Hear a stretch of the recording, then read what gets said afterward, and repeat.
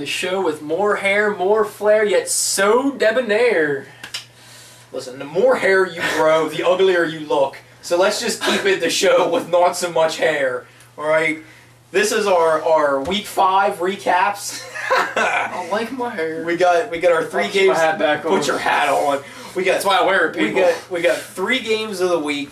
We got our player of the week. Our player of the week is a very special player of the week. No one else is going to put him at player of the week. But we will. Yeah, we're not everyone else. This is our own show. We do what we want when we want. Until YouTube gives us the boot. They flag us. Flag. Inappropriate content. Brett nude on his pink chair. Alright, games of the week this week. San Diego and Denver. San Francisco and Tampa Bay. And 1 for Al Davis. Oakland and Texan. Good old Big Al. First game we're into right off the bat. San Diego and Denver. It was an alright game. There's mostly one reason though why we jumped into it. But I mean, the final score was 29-24. Seems like a close game.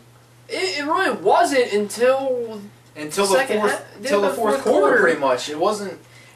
Rivers had a passing touchdown and a rushing touchdown, both in the first half. San Diego is stomping them in the first half, and then something happens. Your boy Timmy, please don't abort me, Mom. Tebow comes in off the bench. Kyle Orton thrown to the wolves. The fans go crazy, and Denver comes back. He walked. They showed him walk on that field. The number 15, the whole shebang, and the energy in that stadium went from "we don't care" to almost to a point where it almost reminded fans of John Elway 2-minute drive. The place was pumped, but it wasn't just the fans. The fans pumped up the players. The thing was, Tebow comes out and everyone's like, finally, Tebow. And then he scores. And everyone's like, Tebow, come back, yeah! And everyone goes crazy. Next you know, next drive, he's going up. He's getting tackled on the way down. He's like, no, not like this. Bang. No Sean Marino, as I was going to call him, no show. Thanks, TJ. And he runs that in. That was a show. Yeah. What a hell of a show. The crowd goes crazy. All we need is a 2-point conversion. We got this thing tied up. Brandon Lloyd, amazing catches, drop pass. Oh, my God. How do you lose us the game? But I'll let Brandon Lloyd go because the next drive, they were dead in the water, and then he does this amazing catch, somehow smart enough to drag his knees, catches it in full control, and then we go to the next final play. They spike the ball, go to the final play, and Tebow hikes the ball, and he runs. They clocked this 10.56 He was on his feet, ran in running around, and delivered a pretty solid Hail Mary that was definitely catchable. If the receiver was a couple of seconds ahead, boom, he would have caught that. Was definitely catchable. It was still catchable. Oh, yeah. Well, yeah. Tebow, he went like 4 for 10, if I'm correct. Yeah. But, I mean, it wasn't... Passing touchdown, rushing touchdown, ran for like 38. But here's my thing. Okay, Merrill Hodge...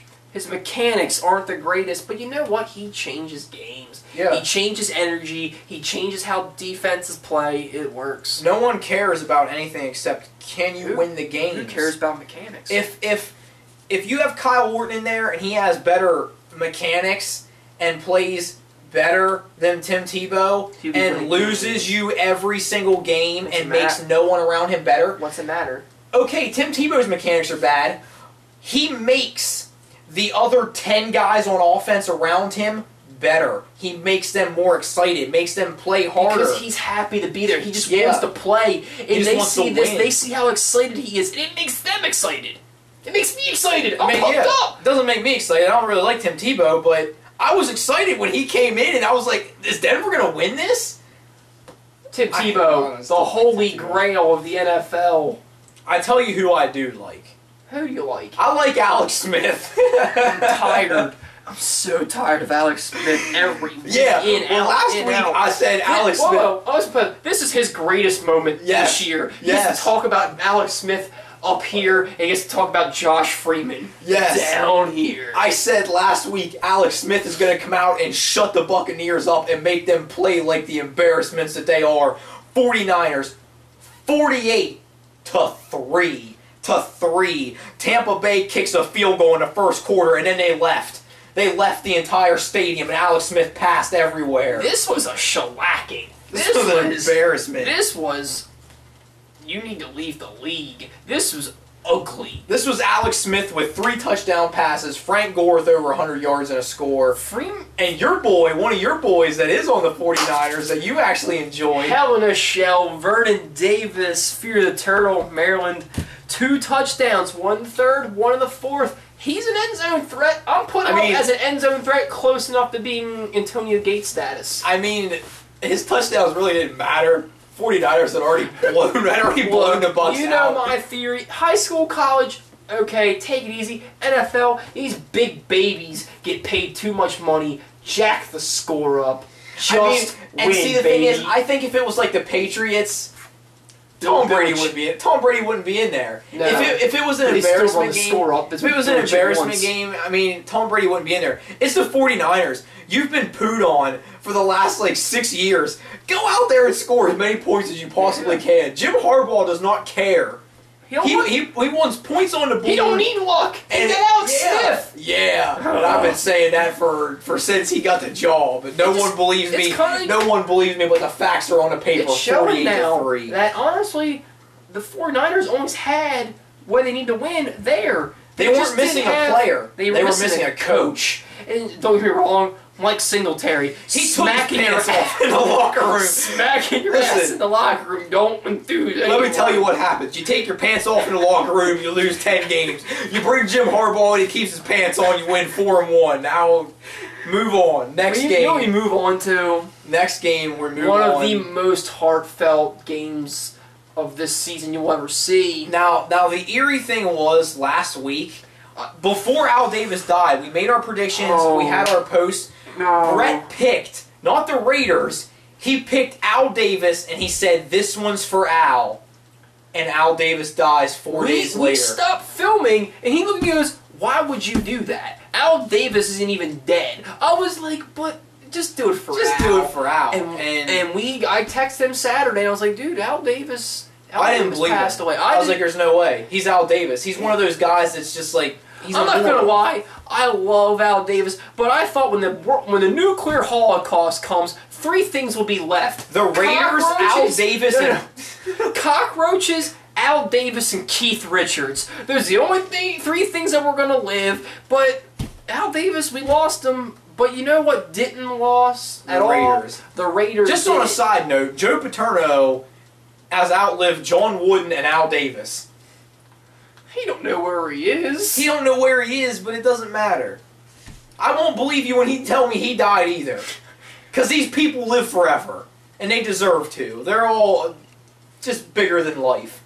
And the Raiders played bigger than life. They were way bigger than life. They played with a purpose, and it was an amazing purpose. They were here and there throughout the game. They went back and forth some. But that fourth quarter came, and they were playing with a massive purpose. And see, the thing that blows my mind, Schaub threw for 416 yards. Arian Foster almost gained 200 total yards. The Texans gained yard after yard after yard, and the Raiders just did not let them in the end zone. They weren't quitting. They did not give up touchdowns. That defense was just, hey, you know what? We're going to go old school Raider style. You have to get through our defense. Good luck. And it didn't happen. Chaz Schillens did get a touchdown in the fourth quarter. Gave him the lead. But, you know, the Texans had one final chance at the end of the game. I don't know why he didn't do it. Matt Schaub had 4 miles worth of space to run into the end zone. He took 2 steps forward, and everyone's like, he's going to run this in. Oh, the Raiders are going to lose. And then he panicked, turned around, and then threw it. Picked off Michael Huff. What happens? And then the Raiders sideline shows all this emotion. And Hugh Jackson gives an amazing post-game speech in the locker room, and it was really emotional. It was really exciting to see, but there's actually one thing. This win wouldn't be able to happen. Wouldn't be possible if it wasn't for one player. Without our player of the week. Now, I'm going to be honest before we get into the player. This position, I insult to no end, and I'm not the only one. People, they are players. They don't do anything athletic. This man does something athletic. Yeah. There are a lot of reasons why we're going to justify this Player of the Week pick. One, he has been there from day one with the Raiders. He is one of the few original Al Davis first round pick and stay here for the rest of your life. And he got our Player of the Game. It's your boy Seabass, Sebastian Janikowski. Yeah, I love him. He went 4 for 4. 3 of those field goals, 50-plus yarders. You'll see a guy knock in a 50-yard field goal like once every couple games, but he put 3 in one game. The guy, you can call your kicker in. If there's like no hope, you'll call your kicker in. Try this 59-yard field goal. Who knows? The wind will catch it. It might go in. No. With Sebastian Janikowski, you're confident he can put away a 60-yarder. Oh, yeah. You will put him in because he can put a 60-yarder away. There's stories about how in like pregame he can almost kick one from 70. He warms up from 65 yards out, putting field goals in. Who does that? Seabass. Yeah, He accounted for 13 points in this game. 13 of the Raiders' 25 points as a kicker. I mean, and then you say, like, okay, he hit 3 over from 50, but the fourth one, he still hit from 42. Yeah. I mean, he's the Player of the Week. Yep. The only, I could pretty much almost guarantee me saying this will be the only time this season a kicker will win Player of the Week. The only other non-skill position player that could ever win Player of the Week, Bills punter Brian Moorman, because he's the greatest punter of all time. But Al Davis, we miss you. We're glad the Raiders picked up the win for you. Seabass going out, getting it done. Pick up next for Al Davis?